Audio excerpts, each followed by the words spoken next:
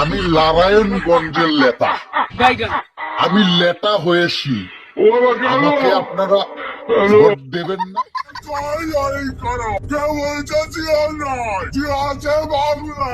चलिए शुरू करते हैं। কিন্তু এইখানে জেলা বিএনপি যেভাবে করছে, এত অন্যায় ভাবে, এত অগণতান্ত্রিক ভাবে করছে, সেই জেলা বিএনপি সেক্রেটারি নিজেরও কোনো জেল ছিল, যে নিজেরও কোনো মামলা নাই, আওয়ামী লীগের সঙ্গে আদাত করে চলে, আওয়ামী লীগের সঙ্গে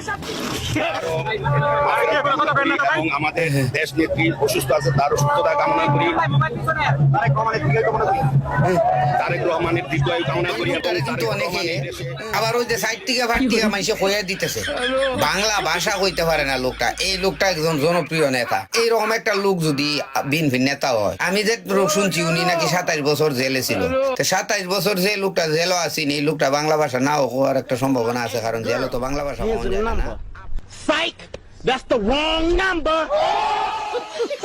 একজন মানুষ আজকে ফজলুর রহমান তারা তাকে যেভাবে অসম্মান করে, অর্থাৎ মুক্তিযুদ্ধের প্রতি অসম্মান। বিএনপি জামাত অন্য কোন দল জীবন মারা বিএনপি করলে কি এবার জামাতই চাই।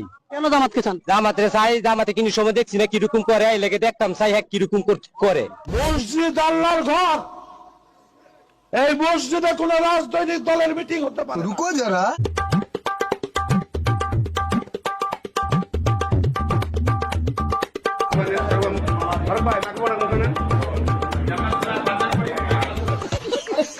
বিএনপি যদি ধ্বংস হয়, সেটা হবে বিএনপি 5ই আগস্টের পরে বিএনপির কিছু নেতাদের কারণে।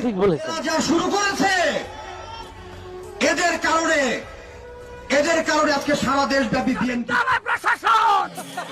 তাহলে তো ভাই বড় মুশকিল। ক্রাউড ফান্ডিং কেউ নিলে, আবার কেউ নিলে হাদিয়া, আর আমরা নিলে সেটা হয়ে যায় কেউ নিলে চাঁদা, আর আমরা নিলে সেটা হয়ে যায় কেউ নিলে চাঁদা।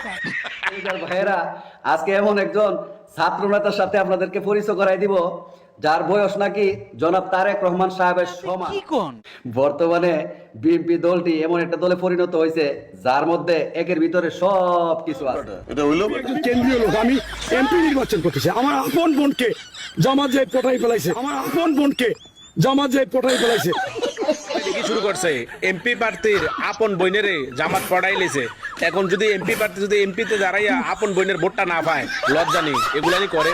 কথা বলি, মানুষ কিভাবে নিবে জানি না। আচ্ছা, শহীদ জিয়াউর রহমান একজন আল্লাহর ওলি ছিলেন। ক্ষমতায় এসে নিজের নামের পিছনে হযরত শব্দ ব্যবহার করেছিল, আর তোরা ক্ষমতায় আসার আগেই শহীদ রাষ্ট্রপতি জিয়াউর রহমানকে আল্লাহর ওলি বানায়া দিলি।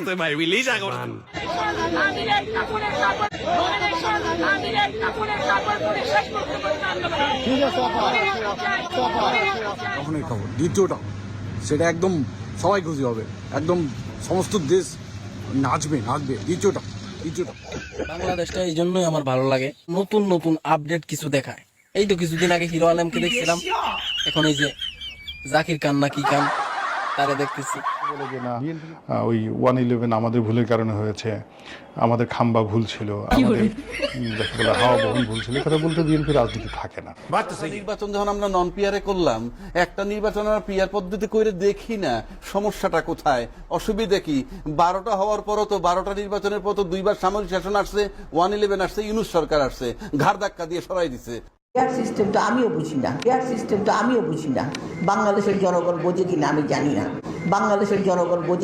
জানি না, শুনেছি কোন প্রতীক ছিল না, প্রতীক থাকবে না, দলকে ভোট দেবে। ক্লাস করতে যাচ্ছে প্রফেসর, শুধু তার সাবজেক্ট কি পড়াবে না বোঝে, ক্লাসে যাবে কেন? That is my question. Peer পদ্ধতি চালু হোক কি না হোক, পিয়ার পদ্ধতি ভোট হোক কি না হোক, ultimately it's a question of decision.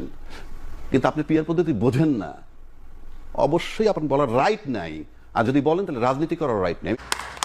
এখনকাররাও বলছে জামায়াত ইসলামকে আমরা ভোট দিব। আগামীতে দাঁড়িপাল্লা জয়যুক্ত হবে, মানুষ বলে যে জামাত ইসলাম হিন্দুদের সাথে নেই, এবারটা সারা বাংলাদেশে প্রমাণ করাই দেবে। আমরা কিন্তু মুসলমান মিলে এবারটা প্রমাণ করাই দেব, যেখানে 20 নিয়ে ভোট আছে, ধরেন 18টা ভোট আমাদের, ওই দুটো ভোটও নেওয়ার চেষ্টা করতে হবে, প্রমাণ করাই দিতে হবে যে জামাত ইসলামী কি জিনিস। এখন যদি বিএনপি, অনেকে কিন্তু অস্তিত্ব থাকবে না। হ্যাঁ, আপনি বলেন বিএনপি যদি ধাওয়া দেয় তাহলে অনেকে অস্তিত্ব থাকবে না। আমি বলতে চাই, এই ধাওয়াটা যদি গত 15 বছর দিত তাহলে এই 1400 মানুষকে প্রাণ দিতে হতো না, এতগুলো মানুষকে অন্ধ অপঙ্গু হতে।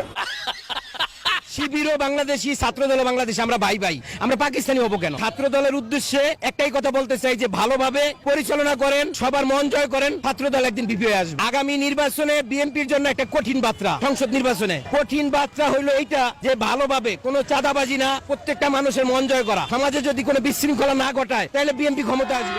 আওয়ামী লীগ যদি না থাকে, জাতীয় পার্টি যদি না থাকে, বা আওয়ামী লীগের সঙ্গে 14 দল যদি নির্বাচনে না থাকে, তাহলে কি হবে? আগামী দিনেও আওয়ামী লীগকে নির্বাচনে চায়, জাতীয় পার্টিকে নির্বাচনে চায়, তার মধ্য দিয়ে এসালামের টাকায় আওয়ামী লীগকে পুনর্বাসন করতে চায়। আওয়ামী লীগকে পুলিশ দিয়ে ঠেকাবেন। আওয়ামী লীগের একদিকে আপনারা চাইবেন রাজনীতিতে নিষিদ্ধ হোক, আবার পুলিশ দিয়ে তাদের রাজনৈতিক কর্মসূচি আপনারা বাধা দিবেন। এত সব বিরোধিতা ঠিক নয়। আমাদেরকে মাথায় রাখতে হবে, কারা আজকে বিভিন্ন ব্যানারে বিভিন্ন ভাবে আওয়ামী লীগকে ফিরায় আনতে চায়, আমাদের 1400 শহীদের রক্তের সাথে গাদ্দারি করতে চায়, শহীদ সাদের রক্তের সাথে বেঈমানি করতে চায়, মুগ্ধের রক্তের সাথে, আবু সাঈদ আন-নাফিয়ানের রক্তের সাথে গাদ্দারি করতে চায়, এসালামের টাকায় জাতীয় পার্টির নির্বাচন করতে চায়। ওরা বাংলাদেশের মানুষ না, ওরা দিল্লির গোলাম।